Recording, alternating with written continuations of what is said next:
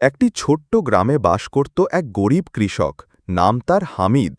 সে প্রতিদিন ভোরে নিজে পালিত গরুর দুধ থেকে মাখন তৈরি করত এবং শহরের একটি নামী দোকানে বিক্রি করত।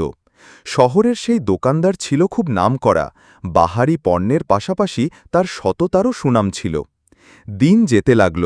হামিদ নিয়মিত মাখন সরবরাহ করত, এক একটা গোল মাখনের দলা, প্রতিটা 1 কেজি ওজনের দাবি নিয়ে। দোকানদারও খুশি মনে বা কিনত, বিক্রি করত। কিন্তু একদিন দীর্ঘদিন পর হঠাৎ কি যেন সন্দেহ হল দোকানদারের।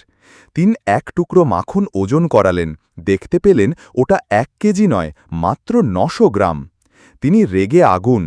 পরের দিন হামিদ এলো মাখন নিয়ে, আর দোকানদার ধমকে উঠলেন, তুমি আমাকে এতদিন ধরে ঠকিয়েছ, 1 কেজির বদলে 900 গ্রাম দিচ্ছ, তুমি একজন প্রতারক, আর কখনো এসো না আমার দোকানে।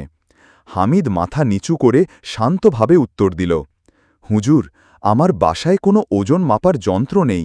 আমি তো প্রতিদিন আপনার দোকান থেকে 1 কেজি চিনি কিনতাম, সেই চিনির ওজন দিয়েই মাখন মেপে দিতাম।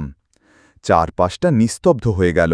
দোকানদারের মুখ থমকে গেল, কারণ বোঝা গেল প্রতারণা আসলে কার ছিল।